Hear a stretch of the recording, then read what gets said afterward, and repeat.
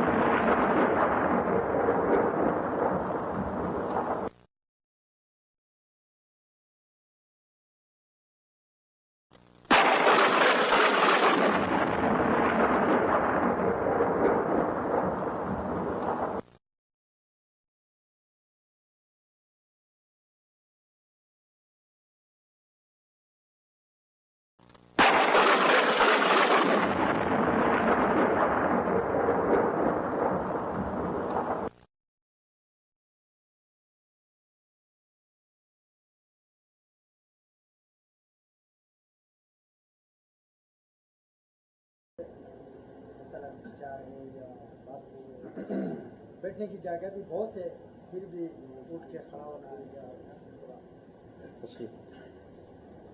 نحمده ونصلي على رسوله الكريم اعوذ بالله من الشيطان الرجيم بسم الله الرحمن الرحيم قل هو الله احد الله الصمد لم يلد ولم يولد ولم يكن له كفوا احد. بھائی نے سوال کیا ہے کہ کوئی بڑا قابل احترام شخص آتا ہے تو کیا اس کے لیے کھڑا ہوا جا سکتا ہے؟ ایک ہے کسی کے لیے اپنی کرسی سے کھڑے ہو کر اس کو بغیر ملے، بغیر استقبال کیے، بغیر گلے لگائے، ہاتھ ملائے، اپنی کرسی سے آپ کھڑے ہوئے، سٹینڈ اور سٹ، وہیں سے کھڑے ہوئے اور وہیں بیٹھ گئے احتراماً، تو یہ احترام جائز نہیں ہے. دلیل رسول اللہ صلی اللہ علیہ وسلم تشریف لائے، صحابہ کرام موجود تھے، اللہ کے نبی علیہ السلام کی اصحاب کرام کھڑے ہوئے تو آقا علیہ السلام نے فرمایا لا تقوموا لی کما یقوم الاعاجم، جیسے عجم کے لوگ اپنے سرداروں کے استقبال میں کھڑے ہوتے ہیں ویسے میرے لیے کھڑے نہ ہوا کرو. یہ اٹینشن کھڑے ہونا، اپنی جگہ سے کھڑے ہونا پھر اپنی جگہ پر ہی بیٹھ جانا، اللہ کے نبی علیہ السلام نے اس سے منع فرما دیا. اس کی صورتیں ہمارے معاشرے کے اندر کیسے ہیں؟ اللہ کے نبی علیہ السلام نے جس کام سے منع کیا، یہ کام ہمارے معاشرے میں کیسے ہے؟ مثال کے طور پہ طالب علم کلاس لگی ہوئی ہے، بیٹھے ہیں، استاد آتا ہے اور آ کر جو ہی کمرے کے اندر داخل ہوتا ہے فوراً کلاس سٹینڈ، کلاس سٹ، استاد آ کر کرسی پر بیٹھ گیا، وہ 50-40 طلبہ جو کھڑے تھے وہ بیٹھ گئے اس کے استقبال کے لیے. تو یہ استقبال شریعت اس کی اجازت نہیں دیتی. ایک اور صورت ہے، اکثر آپ نے اسکولوں میں دیکھا ہوگا، کالجز کے اندر، اسکولز کے اندر صبح صبح اسمبلی ہوتی ہے تو پہلے قرآن حکیم کی تلاوت کی جاتی ہے. جب قرآن حکیم کی تلاوت ہو رہی ہوتی ہے، الا من رحم ربی، استاد ہو یا شاگرد، سامنے والے ہوں یا سٹیج پہ کھڑے ہونے والے، باتیں بھی کر رہے ہیں، چل پھر بھی رہے ہیں، فون پہ باتیں بھی، سب کچھ ہو رہا ہے. قرآن حکیم کی تعلیم کے اندر شاید ہی کوئی بندہ کان لگا کے سن رہا ہو، سب اپنے اپنے کام کر رہے ہیں، اور جو ہی قرآن حکیم کی تلاوت ختم ہو کے دعا مانگ کے ترانہ شروع ہوتا ہے، پاک سر زمین، سب اٹینشن، بالکل اب بازو نہیں ہلے گی، گردن نہیں ہلے گی، استاد بھی دیکھتا ہے کہ کون کون کھڑے ہیں، کون ہل رہا ہے، کون شرارت کر رہا ہے، اور پھر اس کو بعد میں سزا ملتی ہے۔ اب یہ قیام قوموا للہ قانتین، یہ قیام کس کا حق ہے؟ خالص اللہ عز و جل کا۔ جب بھی آپ بالکل سیدھے قیام کریں گے عبادت کے طور پہ، احترام اور عبادت، یہ عبادت صرف سیدھا کھڑا ہونا، پوری دنیا سے نظریں ہٹا کے، توجہ ہٹا کے، آپ کی نظریں، آپ کی توجہ، آپ کی زبان اللہ کی تعریفوں کی ترانے گائے گی، یہ نماز کی کیفیت، یہ قیام کی کیفیت کسی اور کے لیے کرنا جائز نہیں ہے۔ وہ ملک کا ترانہ ہو، وہ ملک کا پرچم ہو، وہ جھنڈا ہو، وہ جشن آزاد، وہ کوئی بھی دن ہو، وہ کوئی بھی شخصیت ہو۔ ایک ہے رسول اللہ صلی اللہ علیہ وسلم اصحاب کرام کے ساتھ بیٹھے ہوئے، اور ایک قوم کے سردار آئے، آپ نے ان قوم والوں سے کہا قوموا الی سیدکم۔ چھوٹا سا فرق ہے لیکن معاملہ سمجھ آ جاتا ہے۔ ایک ہے لا تقوموا لی، میرے لیے کھڑے نہ ہو، اور ادھر حکم ہے قوموا الی سیدکم، اپنے سید کی طرف کھڑے ہو۔ کیا مطلب؟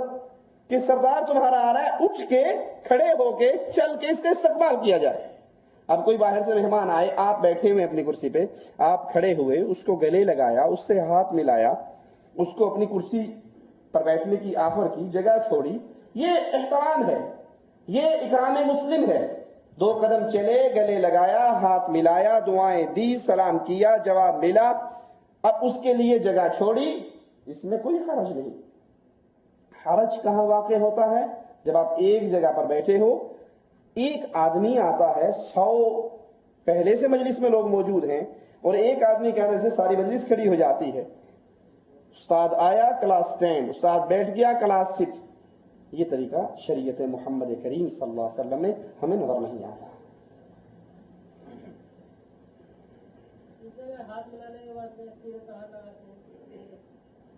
ہاتھ ملانے کے بعد سینے پہ ہاتھ لگانا، اس کی کوئی دلیل تو ہمارے علم میں نہیں، ٹھیک ہے۔ مسنون کام یہی ہے کہ آپ کا ایک ہاتھ دوسرے مسلمان بھائی کے ایک ہاتھ کے اندر ہو، یہ 2 ہتھیلیاں ملے، اس کو مصافحہ کہا جاتا ہے۔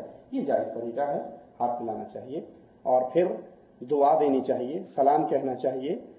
وہ سلام کرے تو افضل طریقے سے جواب دینا چاہیے۔ ایک نے کہا السلام علیکم، تو آپ بہتر ہے جواب میں کہیں وعلیکم السلام ورحمۃ اللہ وبرکاتہ۔ آپ کی نیکیاں اس سے بڑھ جائیں گی اور زیادہ ہوں گی۔ رسول اللہ صلی اللہ علیہ وسلم نے فرمایا تم اس وقت تک جنت میں نہیں جا سکتے جب تک تم مومن نہ ہو، اور اس وقت تک تم مومن نہیں بن سکتے جب تک تم ایک دوسرے سے محبت نہ کرو۔ مفہوم روایت ہے، کیا میں تمہیں ایک ایسی چیز نہ بتاؤں جب تم وہ کرو گے تمہارے دلوں میں محبتیں بڑھ جائیں گی؟ صحابہ نے پوچھا وہ کیا ہے؟ فرمایا افشوا السلام، سلام کو عام کرو، السلام علیکم۔ مصیبت ہے ہمارے ہاں کفار کی تقلید اتنی چل رہی ہے کہ سلام غائب ہوتا جا رہا ہے، اور جو یہ دنیا کی تعلیم تھوڑی سی پڑھ لیتا ہے، جو پڑھ کے بھی انسان ان پڑھ رہتا ہے، اس میں تو اسلام کی رمق نکلتی جاتی ہے۔ بڑے کسی کو ملے گا صبح کو good morning, good evening, hello, hi, bye, خط بھی لکھتا ہے ماما بابا کو، آداب عرض کرتا ہوں۔ یہ آداب عرض کرنا کیا ہے؟ مسلمانوں کو کیا تعلیم دی گئی تھی؟ افشوا السلام، ایک دوسرے کو سلام کہو، اس پر دعائیہ کلمات کہو کہ تجھ پر اللہ کی رحمت نازل ہو، اللہ کی طرف سے سلامتی نازل ہو۔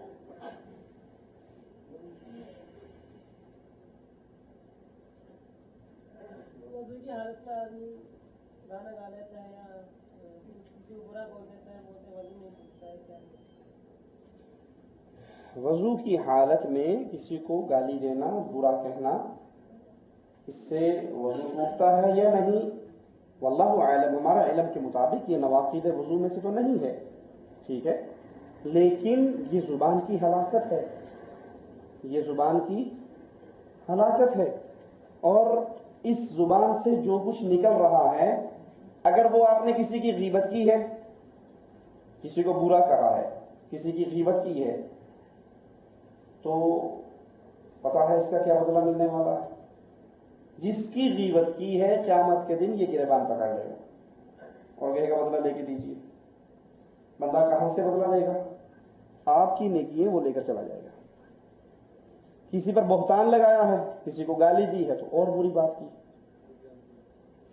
لا یعنی کلام کیا ہے تو وہ بری بات ہے. یہ زبان کی حفاظت ہے، اس زبان کو کنٹرول کرنا ہماری ذمہ داری ہے، کیونکہ رسول اللہ صلی اللہ علیہ وسلم نے فرمایا کتنے ہی وہ لوگ ہیں جنہیں اونگا کر کے جہنم میں پھینکا جائے گا اس زبان کی کمائی کی وجہ سے.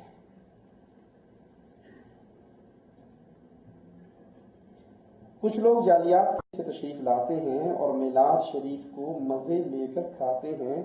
ایسوں کے متعلق بیان کریں، کیا یہ عمل درست ہے یا غلط؟ پچھلے 10 سال سے میں دیکھ رہا ہوں کچھ لوگ چاول کھانے کے علاوہ باقی کسی بات کو دھیان سے نہیں سنتے، نہ اس پہ عمل کرتے ہیں. منادی کرنے والا منادی کرتا ہے جب کوئی خطرہ ہو نا، جب کوئی خطرہ ہو، سیلاب آنے والا ہے، دریا میں سوراخ ہو چکا ہے، بند ٹوٹ گیا ہے، تو آواز لگانے والا تو آواز لگائے گا، بھاگ لو، نکل لو، سامان اٹھا لو، بچے اٹھا لو، جان بچا لو. کیوں؟ سیلاب آ رہا. آپ جا رہے ہو، راستے میں گٹر کا ڈھکن غائب ہے، عقل والا تو سامنے سے آتا ہوا آپ کو کئی دفعہ سمجھائے گا کہ بھائی خیال سے گاڑی چلانا، آگے سڑک کے اوپر بہت بڑا سوراخ ہے، گٹر ہے، گڑھا ہے، اس میں گر نہ جاؤ. اس نے تو آواز لگا دی. اب یہ کام کس کا ہے؟ ڈرائیور کا. جعلیات کے ذریعے اللہ کے دین کی آوازاں، اللہ کے دین کی بات تو بلند ہو رہی ہے. لا الہ الا اللہ کی دعوت، رسول اللہ صلی اللہ علیہ وسلم کی سنت کی اتباع کی دعوت، اس کا آواز بلند ہو رہا ہے. اب سننے والے پر ہے کہ وہ اس کو سن کر اپنی زندگی کو تبدیل کرتا ہے، اس ساری دعوت کو سن کر اپنی آخرت کو سنوارنے کی فکر کرتا ہے. جو سنتا ہے قرآن و حدیث کے مطابق اس پہ عمل کی کوشش کرتا ہے، یا سن کر اپنے خلاف دلائل اکٹھے کرتا ہے. مت سمجھیے کہ آپ آئے، سنے اور چلے گئے، معاملہ ختم ہو گیا. نہیں، دو میں سے ایک بات ضروری ہے. آپ آئے، اللہ کے دین کی بات سنی، اب سب سے پہلے اگر آپ نے اپنی زندگی کو تبدیل کیا، خلاف اسلام، خلاف توحید، خلاف سنت جو اعمال ہماری زندگی میں ہیں، قرآن و حدیث کی اس کھری دعوت کو سن کر اگر میں نے اور آپ نے اس کو بدل لیا تو مبارک ہو. تو مبارک ہو آپ کو کہ صراط مستقیم مل گیا. اور اگر آئے، قرآن کی آیات سنی، رسول اللہ صلی اللہ علیہ وسلم کی احادیث سنی، اور جیسے آئے ویسے چلے گئے، انقلاب نہیں آیا، تبدیلی نہیں آئی، تو پھر دوسرا ماجرا ہے. وہ دوسرا ماجرا کیا ہے؟ وَسِيقَ الَّذِينَ كَفَرُوا إِلَى جَهَنَّمَ زُمَرًا، 24واں پارہ ہے. اللہ اہل نار کو، اہل جہنم کو چلائے گا جہنم کی طرف. وَسِيقَ الَّذِينَ كَفَرُوا إِلَى جَهَنَّمَ زُمَرًا، یہ کٹھے گروہ در گروہ جہنم کی طرف چلیں گے. حَتَّى إِذَا جَاءُوهَا، جب یہ جہنم پر پہنچ جائیں گے، جہنم کے دروازے کھل جائیں گے. وَقَالَ لَهُمْ خَزَنَتُهَا أَلَمْ يَأْتِكُمْ رُسُلٌ مِّنْكُمْ، جہنمی جہنم میں گر رہے ہیں، داروغہ جہنم سوال کر رہا ہے، أَلَمْ يَأْتِكُمْ رُسُلٌ مِّنْكُمْ، تمہارے پاس اللہ کی طرف سے ڈرانے والا کوئی نہیں آیا تھا؟ تم میں سے، نور من نور اللہ نہیں، تم میں سے، تمہاری بنی جنس میں سے کوئی نہیں آیا، کسی نے نہیں ڈرایا. ينذرونکم، تمہیں وہ ڈراتا، لقاء یومکم ھذا، اس ملاقات کے دن کے ڈر سے. تمہیں کسی نے اللہ کا پیغام نہیں پہنچایا، تمہیں کسی نے اللہ کے رسول کی سنت کا طریقہ کار تم تک نہیں پہنچایا؟ قالوا بلا، جنہوں نے اس کو سنا لیکن اپنی زندگی کو تبدیل نہ کیا، اپنے عقائد کو تبدیل نہ کیا، قرآن حکیم کی آیات سنتے رہے، اس کان سے سنا اس کان سے نکال دیا، اللہ کے رسول صلی اللہ علیہ وسلم کی سیرت کے اوراق پڑھتے رہے، سنتے رہے کہ اللہ کے نبی صلی اللہ علیہ وسلم نے اپنی نبوت سے پہلے 40 سالہ زندگی، مکے کی زندگی، مدینے کی زندگی، اپنی ساری زندگی میں کبھی نہ اپنا میلاد منایا، نہ آپ کے صحابہ کرام نے منایا، بلکہ اللہ کے نبی علیہ الصلوۃ والسلام نے عیسائیوں کے طریقے کے خلاف چلنے کا حکم دیا، ان کی مخالفت کا حکم دیا۔ یہ تو ان کا طریقہ ہے، کرسمس ڈے ان کا طریقہ ہے۔ آپ نے احادیث سن لی، اللہ کے نبی کے فرامین سن لیے، صحابہ کرام کا منہج طریقہ کار سن لیا، اور پھر اپنی زندگی کو تبدیل نہیں کیا۔ یہ سننا قیامت کے دن آپ کے لیے اور ہمارے لیے حجت بن جائے گا۔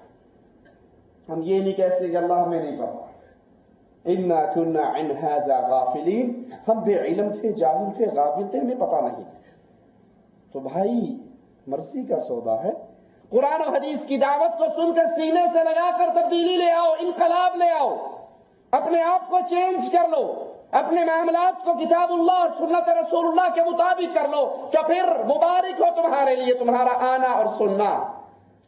اور اگر سنانے والا سناتا رہے، سننے والے سن کے دوسرے کان سے نکالتے رہے، زندگی اسی غیر شرعی طریقوں پہ گزرتی رہے، تو یہ سننا قیامت کے دن ہمارے لیے بہانہ نہیں بنے گا، ہمارے اوپر مقدمہ بنے گا۔ کیونکہ رسول اللہ صلی اللہ علیہ وسلم نے فرمایا انسان اپنے اللہ کے سامنے کھڑا ہوگا، اس کے قدم اس وقت تک نہیں ہل سکیں گے جب تک وہ اللہ کے سوالوں کا جواب نہ دے لے، اور ان سوالات میں سے ایک سوال یہ بھی ہوگا، جتنا علم تجھ تک پہنچ چکا تھا، تو شیخ نہیں تھا، تو عالم نہیں تھا، تو علامہ نہیں تھا، بخاری کا حافظ نہیں تھا، مدرسے سے فارغ نہیں تھا، اس پر بحث نہیں ہوئی، جتنا علم تجھ تک پہنچ چکا تھا اس کے مطابق کتنا عمل کیا۔ یہ سوال بڑا خطرناک ہے۔ اب آپ سوچ لیں اور میں سوچ لوں کہ وہ کون کون سی باتیں ہیں جس کا علم مجھے اور آپ کو قرآن و احادیث کے دلائل سے ہو چکا ہے، کیا غلط ہے کیا صحیح، لیکن ہم کہیں برادری کی وجہ سے، کہیں معاشرے کی وجہ سے، کہیں کسی اور وجہ سے اپنے ان عقائد اور طرز کو چھوڑنے کے لیے تیار نہیں، تو قیامت کے دن اللہ کے دربار میں جواب کیا ہوگا؟ مردے کے لیے قرآن خوانی کرنا اور ان کے لیے دیگے پکوانا، فاتحہ وغیرہ کا دلوانا، اس کا حکم بتلائیں اور صحیح تعزیت کا طریقہ بھی بیان کریں۔ مردے کے لیے قرآن خوانی کرنا، دیگے پکوانا، فاتحہ دلوانا، یہ بدعت ہے، سنت رسول اللہ صلی اللہ علیہ وسلم سے ثابت نہیں ہے یہ عمل۔ بڑی کڑوی بات ہے۔ آپ کہو گے مولانا ہم تو آج تک یہی کرتے رہے، ادھر باپ مرا ادھر دیگ چڑھ گئی، ادھر ماں مری ادھر درویش آ گئے، گٹلیوں والے کھجور کی گٹلیاں بڑی خوبصورت بنائی ہوئی ہوتی ہیں، تھیلے بھر بھر کے رکھے ہوئے مدرسوں میں، ادھر مرا نہیں ادھر وہ بوریاں لے کر پہنچ گئے، آیت کریمہ کا ورد کریں، یہ پڑھیں یہ پڑھیں۔ یہ طریقہ رسول اللہ صلی اللہ علیہ وسلم سے ثابت، ویری فرینکلی، بڑی اوپن کھلی ننگی بات کرتا ہوں، یہ سارے کام مولویوں نے اپنے پیٹ کے دھندے کو چلانے کے لیے کیے ہیں، کنفرم ترین بات ہے۔ اللہ کے نبی صلی اللہ علیہ وسلم تو فرماتے ہیں کہ جب کسی کے گھر میت ہو تو پڑوسیوں کے لیے ہدایت ہے کہ وہ کھانا پکا کر ان کو پہنچائیں، ان کے غم، یہ تو غم کے اندر ہے، یہ تو ہنڈیا میں کچھ نہیں پکائیں گے، یہ تو آگ نہیں جلائیں گے چولہے میں، پڑوسیوں کو چاہیے وہ ان کا غم ہلکا کریں، ان کے غم میں شراکت کریں اور کھانا پکا کر کھلائیں۔ اور ایک حدیث میں یتیم کے مال کھانے والے پر بھی اللہ کے نبی نے لعنت کی ہے۔ اور ادھر باپ مرتا ہے، ادھر مولوی صاحب پہنچ جاتے ہیں کہ جناب جیڑا کچھ چھڑیا ہے وہ بھی دیکھ چڑھا دیں۔ باپ کی لاش پڑی ہوئی ہوتی ہے، پلے میں پیسہ نہیں ہوتا، یہ لوگوں سے ادھار مانگتا پھرتا ہے، اللہ بتا رہا، قرضے لیتا ہے لوگوں سے، کیوں؟ اس ناک کے چکر میں کہ جب بیٹا پیدا ہوا تھا تو 6,000 روپے خرچ ہوئے تھے، اور آج باپ مرا ہے، اگر 12 نہیں کروں گا تو مر جاؤں گا، برادری کیا کہے گی؟ باپ مرا اور اس نے کل پہ کچھ بھی نہیں کیا۔ تو یہ صرف مولویوں کے کھانے کا دھندا ہے۔ تعزیت کا صحیح طریقہ کیا ہے؟ جب آپ کسی کے گھر جائیں जिनके घर मैयत हो तो इन्ना लिल्लाहि व इन्ना इलैहि राजिऊन। इन्ना लिल्लाहि मा अता व लहु मा अखज़। जो कुछ दिया अल्लाह ने दिया, जो कुछ ले लिया और जो बाकी बच गया ये भी अल्लाह का है। अस्बिर वहतसिब, सब्र कर ए वारिस, सब्र कर और अल्लाह से अजर पा। ये है मसनून तरीका किसी के घर जाके ताज़ियत करने का। हमारे यहाँ क्या होता है, हाथ में सिगरेट है और आके बैठा, फातिहा पढ़ो जी, अल्लाह, एक बैठा दूसरा कलाम बख्शो जी, कलाम बख्शो जी, अल्लाह, सिगरेट इधर है, हुक्का उधर चढ़ा, गुड़ गुड़ गुड़ गुड़ गुड़, कलाम बख्शो जी, कलाम बख्शो। उसका कलाम बख्शा दूसरा। मैं एक मैयत में ताज़ियत के लिए गया, वो लोग इकट्ठे होने लगे, वल्लाह मैं अपना वाक़या सुना रहा। एक आया, कलाम बख्शो जी, उनका अब्बा नहीं आ सका, उसकी तरफ से बख्शो, कलाम बख्शो, पेड़ की तरफ से बख्शो, पूरे गांव की तरफ से बख्शो, उसकी तरफ बख्शो। उस एक बंदे ने 4-4 दफा हाथ उठवाए, लोग कहते हैं कि इस मुसीबत में आ गए, कब ये जांच। ये तरीका अल्लाह के रसूल सल्लल्लाहु अलैहि वसल्लम की सुन्नत के खिलाफ है। अब उस मैयत को मिलेगा क्या, उस मैयत को मिलेगा क्या, वलदुन सालिह यदउ लहू, नेक औलाद उसके लिए दुआ करें। आपका अजीज है, आप उसके लिए दुआ करें, वो आपकी दुआओं का मोहताज है। देगे पकाना कुल 7वां 9वां 10वां 40वां ये सारी इंदिरा गांधी की रस्में हैं, ये हिंदुओं की रस्में हैं, इसका इस्लाम से ताल्लुक। अच्छा बताइए, ये कुरान पूरा किस जुबान में है? अरबी में नाजिल हुआ। तीसरे दिन के खत्म को क्या कहा जाता है? बोलो, तीजा, तीजा कहते हो ना, तो तीजे की अरबी पूछो इनसे क्या है। अगर ये तीजा अल्लाह के नबी ने खुतीजा का किया होता, अपने बेटों का किया होता, अपनी बेटियों को किया होता, तो इसका कोई अरबी इसकी ट्रांसलेशन होती, अरबी में कोई नाम होता। इनसे पूछो तीजे की अरबी बता दो, 7वें की अरबी बता दो, 9वें की अरबी बता दो, 10वें की अरबी बता दो, चेहलम की अरबी बता दो, हैं? रस्म कुल, कुल क्या कहते हैं अरबी में? आप तो इतनी अरबी तो जानते हैं ना, कुल कह दो, कुल कह दो। और जो हमारे यहां रस्म कुल होती है उसका क्या मतलब है? तो ये सारी made in India, made in Pakistan मसाइल है, कुरान और हदीस में इसका कोई सबूत नहीं मिलता। कोई शख्स वजू करने से पहले मसवाक तो नहीं करता, सिगरेट जरूर पीता है, क्या यह दुरुस्त है? क्या नमाज कबूल होगी? नमाज कबूल होना, नमाज की सेहत में तो कोई शक नहीं, वो नमाज कबूल करना उसका और अल्लाह का माजरा है। लेकिन सिगरेट पीना, सिगरेट पीना, अल्लाह के रसूल सल्लल्लाहु अलैहि वसल्लम ने फरमाया जो 2 हलाल चीजें खाए, हलाल हराम नहीं, 2 हलाल कच्ची चीजें खाए, वो हमारी मस्जिद में ना आए। क्या क्या?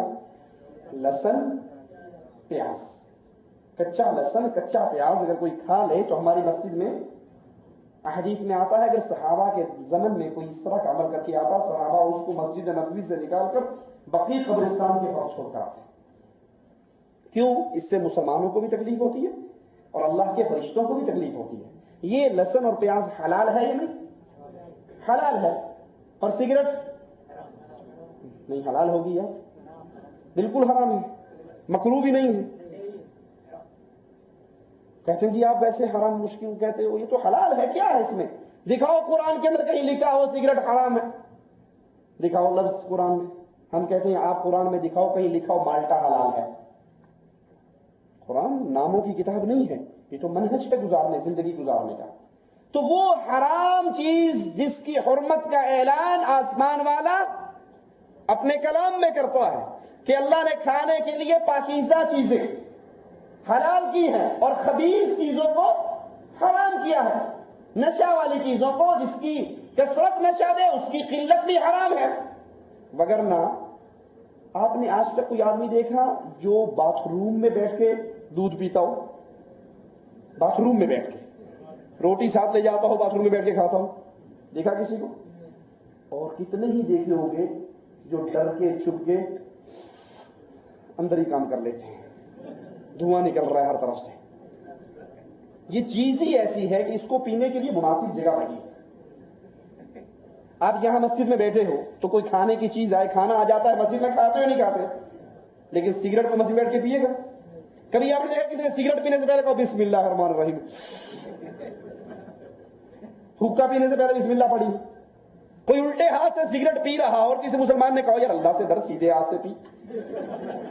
کھاتا مسلمان سیدھے ہاتھ سے, پیتا سیدھے ہاتھ سے. تو یہ چیز ہی حرام ہے. اچھا مزے کی بات, ہر چیز آپ بازار سے بقالے سے جو مرضی لے لو, زیتون کا تیل بھی لوگے تو اس کی ایکسپائری ڈیٹ ہوتی ہے. دیکھا ہے نا, ہر چیز پہ ایکسپائری ڈیٹ ہے کہ یہ اتنے دن ٹھیک رہے گا, اتنے دن کے بعد یہ خراب ہو جائے گا. سگریٹ کی پوری ڈبی اٹھا لو, پورا پیکٹ اٹھا لو, اس پہ ایکسپائری ڈیٹ کیوں؟ کیونکہ پہلے دن سے ہی خراب ہے. ایکسپائری ڈیٹ اس پہ ہوتی ہے جو پہلے ٹھیک پھر خراب ہوئی. یہ تو پہلے دن سے حرام ہے, پہلے دن سے خراب ہے. اس پہ ہاں اتنا لکھا ہوا ہوتا ہے کہ وزارت صحت کا اعلان ہے یہ صحت کے لیے مضر ہے, اور جو مشہوری دینے والے ہوتے ہیں وہ کیٹو پہاڑی پہ چڑھا کے سگریٹ پلاتے ہیں, اور سگریٹ پینے والے کو اگر آپ یہاں تک بلاؤ تو بیچارے کو سانس چڑھ جائے گا. یہ حرام ہے, اور جب یہ پی جائے مسجد میں آنا جائز. کیوں؟ صحابہ لہسن اور پیاز کھانے والے, حلال چیز کھانے والے کو مسجد سے نکال دیتے تھے, تو یہ سگریٹ پی کے اللہ اکبر الحمدللہ رب العالمین, وہ اتنی بدبو نکلتی ہے کہ قریب والوں کو اللہ کا ڈر نہ ہو تو نماز چھوڑ جائے. ٹھیک ہے, یہ حرام چیز ہے. اللہ سے ڈریے, توبہ کیجئے, اور اس گندگی کو اپنے منہ سے نہ لگائیے. کسی کے دل میں ابھی بھی شک ہو تو میں آپ کو ایک سوال کرتا ہوں, آپ کا چھوٹا سا بیٹا, اس کے ہاتھ میں کیلا ہو, کیلا کھا رہا ہو, دیکھ کر غصہ آئے گا آپ کو؟ کیوں جی غصہ آئے گا؟ اور آپ کا 10 سالہ بیٹا ہاتھ میں سگریٹ پکڑ کے چل رہا ہو, کہو گے ماشاءاللہ میاں میاں بڑا بہت جوان ہے, یا 2 تھپڑ لگاؤ گے؟ حالانکہ بات خود پیتا ہے, بات خود پی رہا ہے, لیکن 10-12 سال کے بچے چھوٹے بھائی کو پینے نہیں دیتا, کیونکہ اس کا ضمیر کہہ رہا ہے جو میں پی رہا ہوں یہ گندگی ہے, یہ غلاظت ہے, یہ حرام کاری ہے.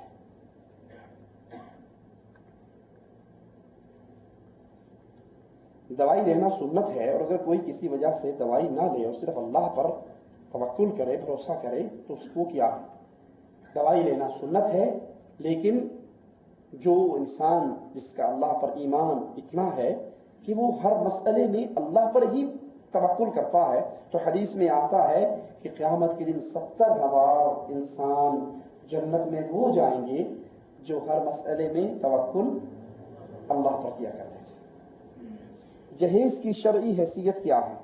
براہ کرم کتاب و سنت کی روشنی میں جواب دیجیے. جہیز جہیز جہیز ایک لعنت ہے. جہیز ایک لعنت ہے جو ہمارے معاشرے میں جہیز کا جو تصور پیدا ہو چکا ہے, یہ تصور ہندوانہ تصور ہے.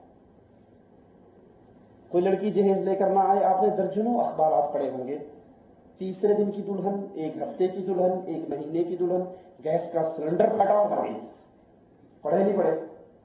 آپ نے کبھی اخبار نہیں پڑھا ہوگا گیس کا سلنڈر پھٹا اور ساس مری, سوسر مرا, دیور مرا, جیٹھ مرا, ننند مری, خامد مرا. یہ نئی نویلی دلہن ہی مرتی ہے ہمیشہ. چولہے سے آگ لگ گئی, سلنڈر پھٹ کے آگ لگی, یہ مرتی نہیں, مارا جاتا ہے. اصل میں یہ جہیز ہندوؤں کی رسم ہے. اللہ عز و جل نے اسلام کے اندر عورت اور مرد کو وراثت میں حق دیا ہے. مرد کو ڈبل, عورت کو سنگل. وراثت میں زمین میں, پلاٹ میں, مکان میں, دکان میں, جتنی وراثت ہے سب میں عورت کا حق ہے. ہندو عورت کو وراثت میں حصہ دار نہیں سمجھتے. وہ شادی کے ٹائم پہ جو کچھ دینا دلانا ہے دے کر جان چھوڑتے کہ دفعہ ہو, نکل ہمارے گھر سے. یہ ان کی رسم ہے, ہماری نہیں. یہ ان کی رسم ہے, ہماری. رسول اللہ صلی اللہ علیہ وسلم ایک شادی کے موقع پر اپنی بیوی سے کہتے ہیں میں تجھے وہ تمام چیزیں دوں گا, میں دوں گا. اپنی بیوی سے کہہ رہے ہیں میں تجھے وہ تمام چیزیں دوں گا جو میں تجھ سے پہلے تیری بہنوں کو, تیری سوکنوں کو, اپنی پہلی بیویوں کو دے چکا ہوں, وہ سارا کچھ میں تجھے بھی دوں گا. تو یہ گھر کا ساز و سامان کس کے ذمے ہے؟ مرد کے ذمے ہے، لڑکی والوں کے ذمے نہیں ہے۔ لڑکی کے ذمے کیا ہے؟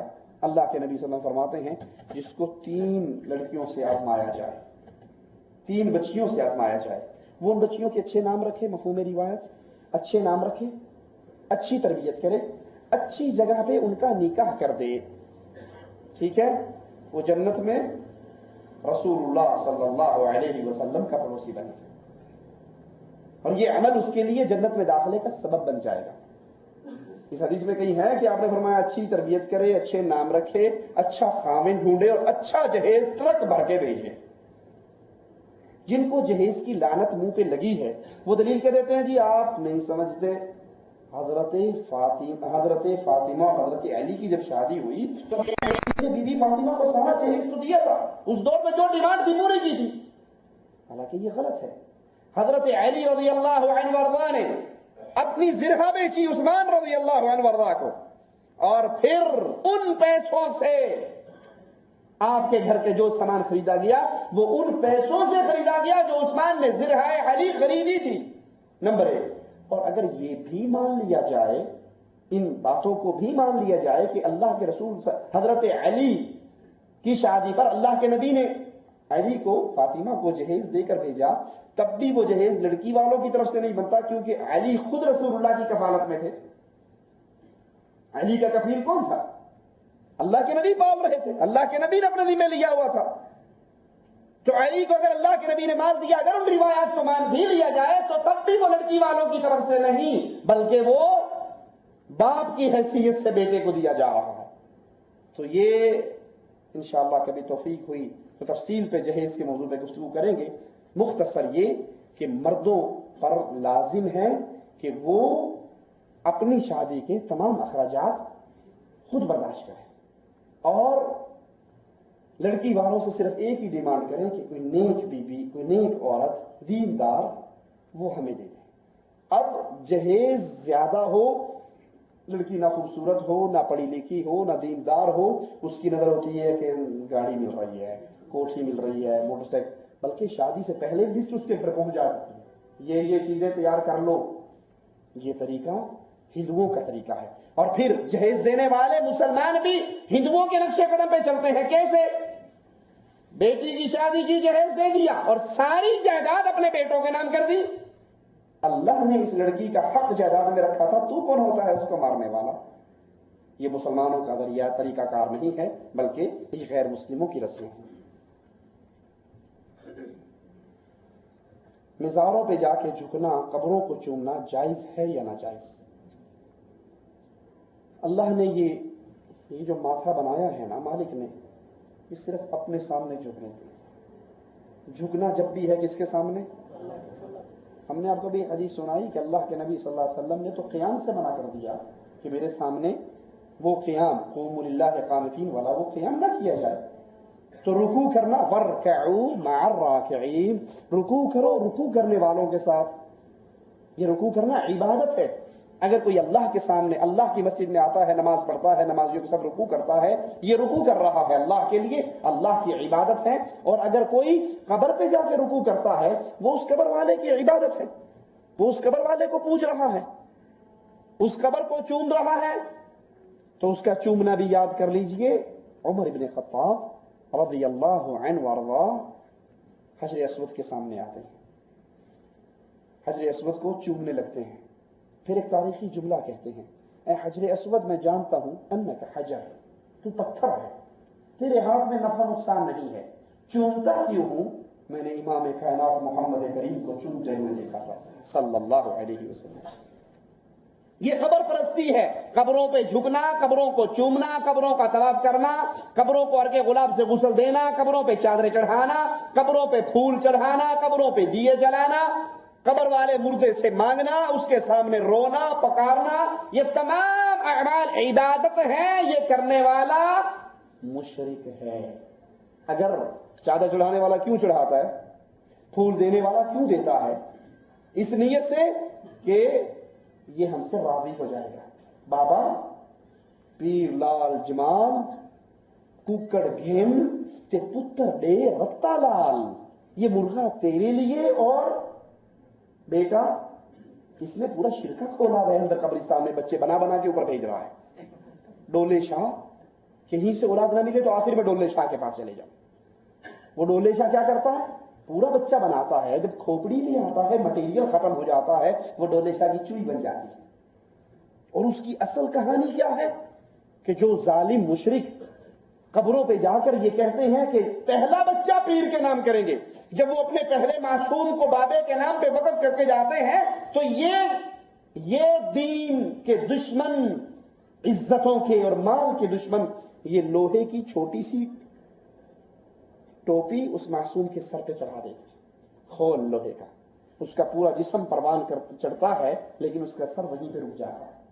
بڑے ہو کر وہ دربار کے چندہ مانگنے کے لیے کام آتا ہے۔ تو یہ اعمال یہود و نصارہ کے اعمال ہیں۔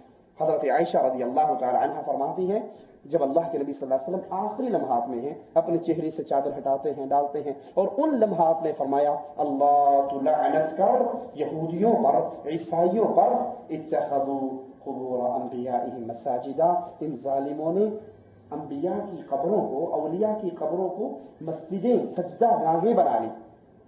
یہ کام تو مسجدوں میں اللہ کے سامنے ہوتا ہے جو ان مردوں کے سامنے کیا جاتا ہے۔ اور اگر غور بھی کریں ان کے اس عقیدے پر کہ یہ ہمیں دیتے ہیں، یہ سب کچھ کر سکتے ہیں، تو ایک چھوٹا سا سوال، بستر پہ لیٹتے ہوئے رات کو غور کرنا، جب یہ بابا جی مرے تھے، یہ بابا جی حضرت علی ہوں، یہ بابا جی عبد القادر جیلانی ہوں، یہ بابا جی عراق والے ہوں، کوفے والے ہوں، بغداد والے ہوں، دلی والے ہوں، اجمیر والے ہوں، لاہور والے ہوں، کوئی بھی ہوں، جب یہ مرے تھے اس کا استنجا کس نے کروایا تھا؟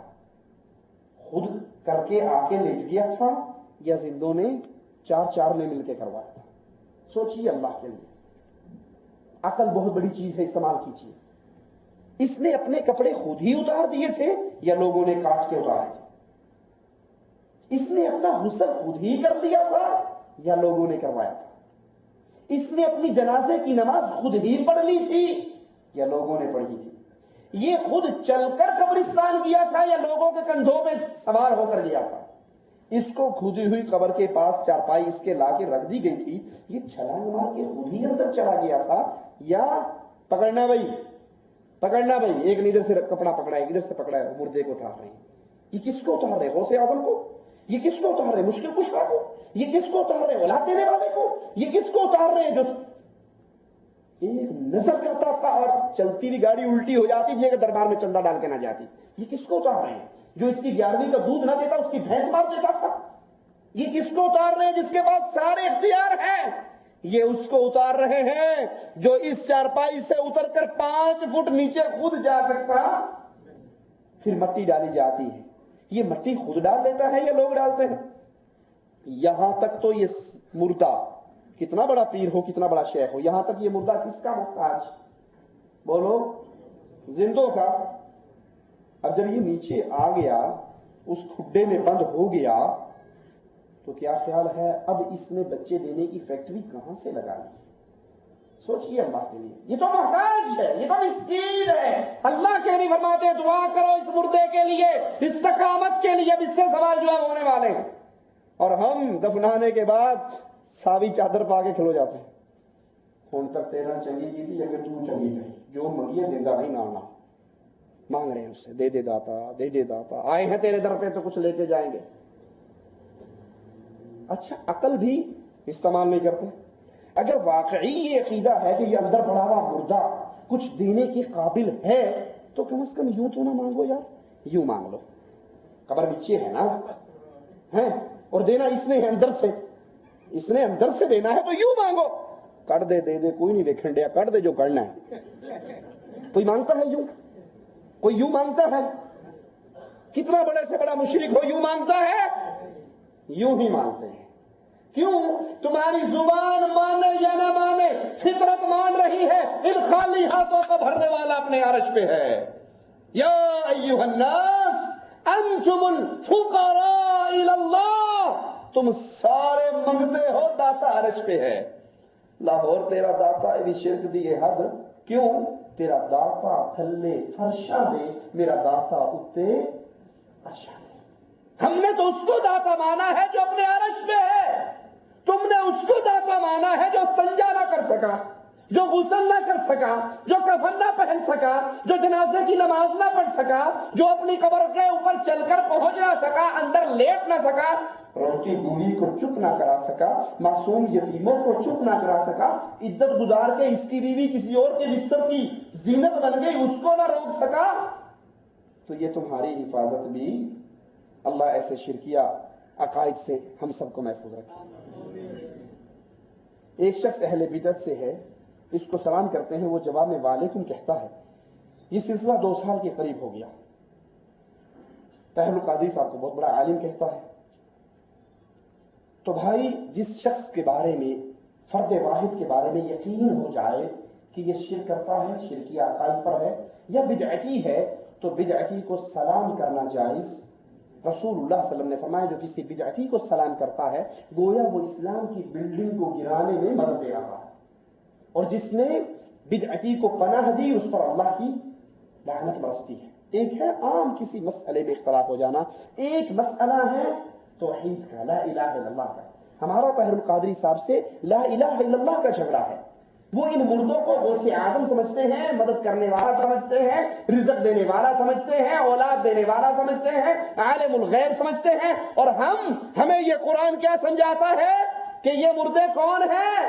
اموات غیر احیاء وما یشعرون ایان یبعثون، جو قبر میں دفن ہو چکا ہے یہ مردہ ہے، زندہ نہیں ہے۔ تمہیں دینا نہ دینا تو دور کی بات ہے، اس کو تو خود اٹھائے جانے کا بھی شعور لا یملکون من قطمیر۔ تم سمجھتے ہو یہ گنج بخش ہے، غریب نواز ہے، بندہ نواز ہے، بندہ پرور ہے، خواجہ نہ دے گا تو پھر کون دے گا؟ تم ترانے گاتے ہو، قوالیاں گاتے ہو، اور مالک کیا کہتا ہے؟ کھجور کی گٹھلی پہ جو دھاگا ہے اس کا بھی یہ مالک لا یخلقون شیئا، یہ کسی چیز کے خالق نہیں ہے، بلکہ یہ خود اللہ کی مخلوق ہے۔ تو جس انسان سے عقیدے کا اختلاف ہو جائے اور وہ شرک کرتا ہو، اہل شرک کو اپنا بڑا سمجھتا ہو، ایسے شخص کو سلام کہنا جائز نہیں ہے۔ ہاں اگر کوئی بدعتی اور مشرک آپ کو سلام کہے تو جواب میں اس کو صرف وعلیکم۔ جہیز کوئی خوشی سے دے تو کیا لے سکتے ہیں؟ خوشی سے کوئی نہیں دیتا بیٹا، خوشی سے کوئی نہیں دیتا، مجبوری سے دیتا ہے کوئی، خوشی سے کوئی نہیں دیتا، مجبوری سے دیتے، اسے پتا ہے کہ میں نے بچی کو بسانا ہے اس گھر میں تو کچھ دے کر اس سور کے منہ میں ہڈی دینی پڑے گی ورنہ یہ کاٹے گا، وہ اس ڈر سے دیتا ہے کہیں میری بیگم، میری بچی کا بھی کل کو سلنڈر نہ پھٹ جائے، یہ بھی جلی کٹی ہسپتال میں نہ پہنچ جائے، یہ طلاق لے کے گھر میں نہ آ جائے۔ اور اگر کسی کو پتا ہو کہ واقعی یہ مسلمان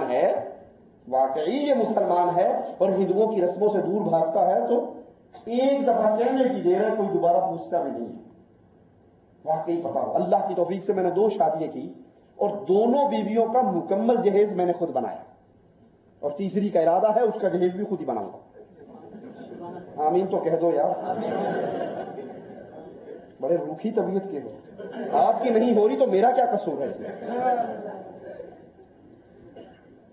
ایک شخص نے مسجد تعمیر کروائی، باہر تختی لگائی کہ اس مسجد میں بریلوی لوگ آ سکتے ہیں، اس امام کے پیچھے نماز جائز ہے۔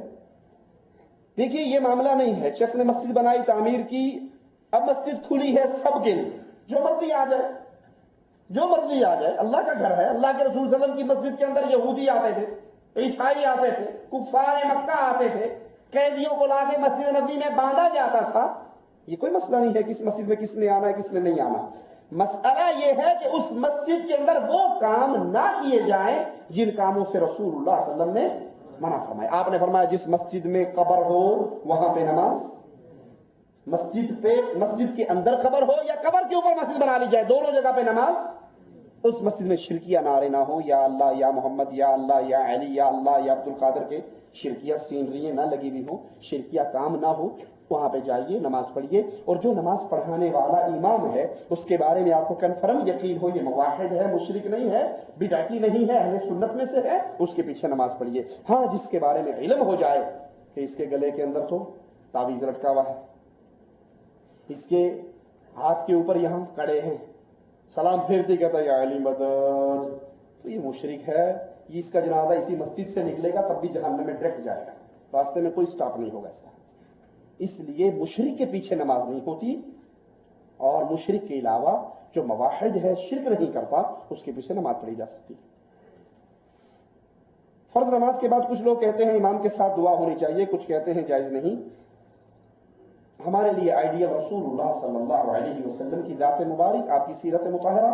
رسول اللہ صلی اللہ علیہ وسلم نماز سے سلام پھیرتے، صحابہ فرماتے ہم آپ کے سلام پھیرنے کو پہچان لیتے کس چیز سے؟ اللہ اکبر، استغفر اللہ استغفر اللہ استغفر اللہ، اللہم انت السلام ومن، یہ ساری دعائیں ہیں۔ رسول اللہ صلی اللہ علیہ وسلم نے فرمایا جو فرض نماز کے بعد آیت الکرسی کو پڑھے، مستقل اس کو روٹین بنا لے، اس کے اور جنت کے درمیان کیا ہے؟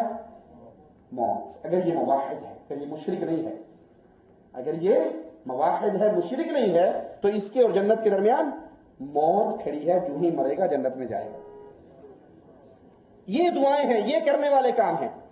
اصل میں ہم کہتے ہیں کہ ہینگ لگے نہ پھٹکڑی، ہمیں محنت کچھ نہ کرنی پڑے اور ریڈی میڈ چیزیں مل جائیں، ہمیں دعائیں نہ یاد، نہ آیت الکرسی یاد کرنی پڑے، نہ 33 دفعہ سبحان اللہ، 33 دفعہ الحمدللہ، 34 دفعہ اللہ اکبر نہ کہنا پڑے، کچھ بھی نہ یاد کرنا پڑے، السلام علیکم ورحمۃ اللہ، السلام ورحمۃ اللہ، چلو مولوی صاحب کام کرو، اللہم صلی اللہ علیہ وسلم، سلام پھیر اٹھ کے سارے بھاگ گئے۔ بھائی وہ سارے اذکار جو اللہ کے نبی نے بتائے ہوئے ہیں وہ کہاں گئے؟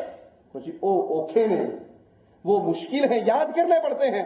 یہ آسان سا کام ہے، مولوی ہاتھ اٹھاتا ہے، مولوی نے تنخواہ چودھری سے لینی ہوتی ہے، اگر وہ 2 منٹ لمبا کر دے گا تو بعد کام پکڑ لے گا، آج ایڈی لمبی دعا کیوں کی تھی؟ یہ طریقے سنت کے خلاف ہیں۔ سنت طریقہ یہی ہے کہ آپ وہ اذکار یاد کریں جو رسول اللہ صلی اللہ علیہ وسلم نے ہمیں سکھائے اور سمجھائے ہیں۔ ہاں اس کے بعد کوئی انفرادی طور پہ اپنے اللہ سے مانگنا چاہتا ہے، جو مرضی مانگے۔ اجتماعی فرضی نماز کے بعد اجتماعی دعا، فرض نماز کے بعد اجتماعی دعا ہمارے علم میں کوئی صحیح روایت نہیں ہے۔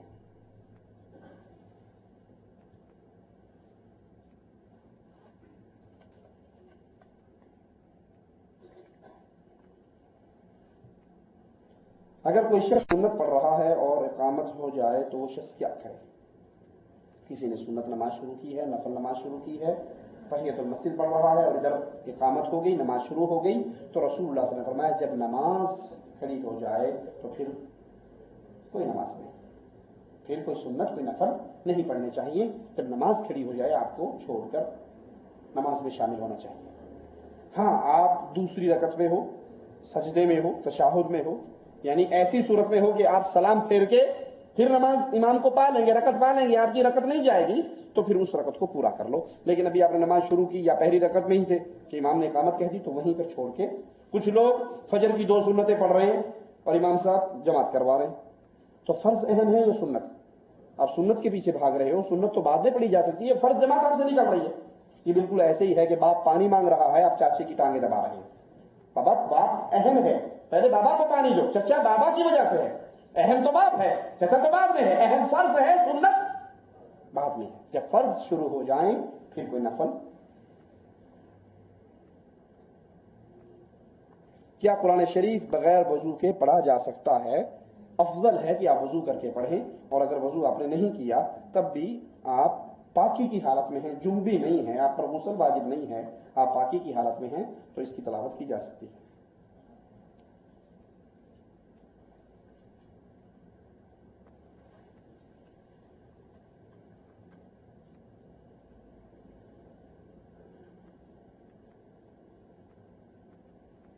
یہ سوال کیا ہے کسی بھائی نے کہ مغرب کے ساتھ عشاء کی نماز پڑھی جائے تو کیا جائز ہے؟ جی، اللہ کے نبی صلی اللہ علیہ وسلم سے ثابت ہے، سفر کے اندر بھی اور بارش وغیرہ کے مواقع پر بھی، کہ آپ مغرب اور عشاء کو جمع کرتے ہیں، ظہر اور عصر کو جمع کرتے ہیں، یہ حدیث سے ثابت ہے۔ میں سب بھائیوں سے درخواست کروں گا کہ ہمارے نیچے اسی مکتب دعویٰ کی جعلیات کی تفصیلات کے اندر نماز نبوی، ڈاکٹر سید شفیق الرحمان صاحب کی کتاب ہے نماز نبوی، جو نماز کے مسائل، پانی سے طہارت سے لے کر جنازے اور عید کی نمازوں تک مکمل مسائل اس کے اندر اللہ کی توفیق سے موجود ہیں، اور اتھینٹک مسائل، یعنی کوئی حدیث اللہ کے فضل سے اس میں ضعیف نہیں ہے، صحیح احادیث کو لیا گیا ہے۔ تو ہر بھائی اس کتاب کو اپنے پاس ضرور رکھے، ضرور پڑھے، تاکہ یہ نماز جو دن میں ہم کئی مرتبہ پڑھتے ہیں، یہ ہماری نماز سنت رسول صلی اللہ علیہ وسلم کے مطابق ہو جائے۔ یا علی مشکل کشا کہنا جائز ہے یا ناجائز؟ یا علی مشکل کشا کیا مطلب؟ اے علی رضی اللہ عنہ وارضا میری مشکل ٹال دو، یہی مطلب ہے اس کا، ٹھیک ہے؟ آپ کو دکاندار پکڑ کر کھڑا ہو کہ یہ تو نے دودھ پیا ہے 2 ریال اس کے دے، اور میں آ کر آپ سے کہوں کہ یار 2 ریال ادھار دینا، مثال سمجھ آئی یا نہیں؟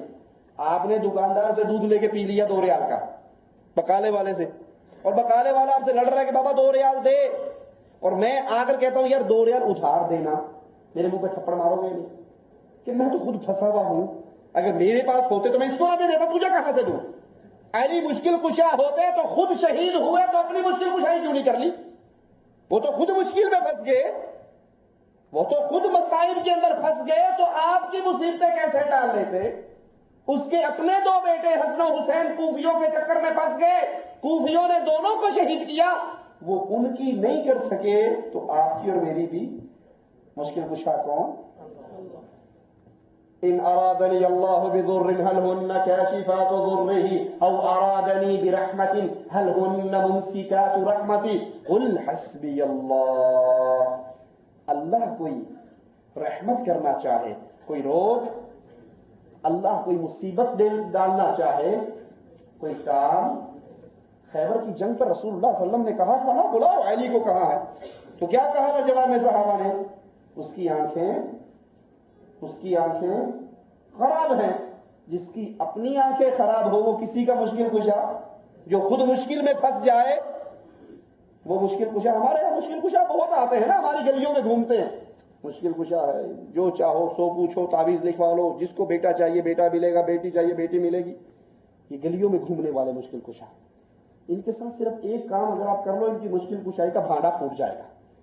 جو بھی یہ دعویٰ کرے کہ جو چاہو گے وہ دوں گا، جو چاہو گے وہ پوچھو بتاؤں گا، اسے بلا کر گھر میں خوب کھانا کھلاؤ، پیٹ بھر کے اسے کبسا کھلاؤ، اور پھر 1 لیٹر کی پیپسی وہ اسے چڑھاؤ اس کے پیٹ میں۔ اب ذرا 15 منٹ اسے اپنے سامنے بیٹھا لو، 15-20 منٹ کے بعد وہ کہے گا ہاں ہاں جی وہ کدھر ہے، وہ کدھر ہے، 1 نمبر 2 نمبر لگا ہوا ہے، وہ کدھر ہے؟ کہے گا یا نہیں کہے گا؟ پوچھے گا نا باتھ روم کہاں ہے؟ اسے کو آپ اتنے بڑے مشکل کشا ہو، مصیبتیں ٹال دیتے ہو، کالا علم کاٹ دیتے ہو، الٹ پلٹ کے ماہر ہو بنگالی بابا، یہ چھوٹی سی چیز ہے، اس کو بھی کہیں اندر کر لو۔ نماز کا ٹائم ہے، ان سے کہو نماز پڑھو، کوئی سوٹی پڑھیاں نہیں، ہمارا دل اللہ اللہ اللہ کرتا ہے، ہمیں اس نماز کی ضرورت، ہم اندر ہی اندر نماز پڑھتے رہتے ہیں، پوری نماز کو اندر پڑھ لیتے ہو، یہ چھوٹی سی چیز اندر ہے، اس کو بھی اندر ہی اندر کہیں سیٹ کر لو۔ کہتا ہے اے نہیں کھڑا دے دیجیے، یہ صبر نہیں کرنے دیتی۔ جو اتنی سی چیز پر کنٹرول نہیں رکھتا، وہ آپ کی اور میری اولاد کو شفا دینے پہ کنٹرول رکھتا ہے، وہ ہماری مشکلیں کشائی کرنے پہ کنٹرول رکھتا ہے۔ مشکل کشا کون؟ ایک اللہ عز و جل۔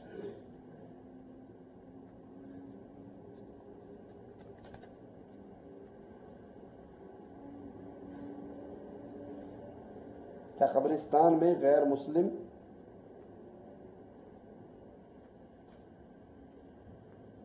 سوال واضح نہیں ہے۔ نماز میں رفع الیدین کرنا جائز ہے یا نہیں؟ پیارے بھائی، اللہ کے رسول صلی اللہ علیہ وسلم کی احادیث کی کتابوں کو خود خریدو، صحیح بخاری شریف خود خرید کے اپنے کمرے میں رکھو، اور جب آپ کو جو مسئلہ ہو اس کو پڑھ لو۔ میں کہوں ہو سکتا ہے غلط کہہ رہا ہوں، آپ کر کے مارے جاؤ، میں جو کہہ رہا ہوں ہو سکتا ہے ٹھیک کہہ رہا ہوں، آپ نہ مان کے مارے جاؤ۔ اپنی آنکھوں کو کھولو۔ گاڑی میں بیٹھنے سے پہلے بٹھا جانے کے لیے 4 دفعہ ڈرائیور سے پوچھتے ہو یا نہیں؟ 2 ریال لے گا 4 لے گا، 4 کہے گا تو چھوڑ دو گے، 2 والے پہ جاؤ گے، کہاں اتارے گا؟ مرکز جماعت تجاری میں اتارے گا، کہاں اتارے گا؟ کہیں کہیں دور نہ اتار دینا۔ بٹھا جانے کے لیے اتنی تحقیق ہے۔ نماز جو دن میں 5 مرتبہ پڑھتے ہو، اس کے لیے کوئی محنت، کوئی پوچھ، کوئی تقریر، کوئی بحث، کچھ بھی نہیں۔ अल्लाह के नबी सल्लल्लाहु अलैहि वसल्लम की सही बुखारी में 5 हदीसें मौजूद हैं। रसूलुल्लाह सल्लल्लाहु अलैहि वसल्लम नमाज पढ़ते अल्लाहु अकबर कहते, रफ़दैन करते, अल्लाह अकबर कहते, आगाज करते हुए दाएं हाथ को बाएं हाथ पे रखते, ये हाथ इस कोहनी पे आता, रुकू में जाते रफ़दैन करते, रुकू से सर उठाते रफ़दैन करते। रफ़दैन करना रसूलुल्लाह सल्लल्लाहु अलैहि वसल्लम की सुन्नत है। लेकिन अल्लाह के लिए अगर नबी से सच्चा प्यार है तो अहादीस की किताबें खरीद के घर में रखिए।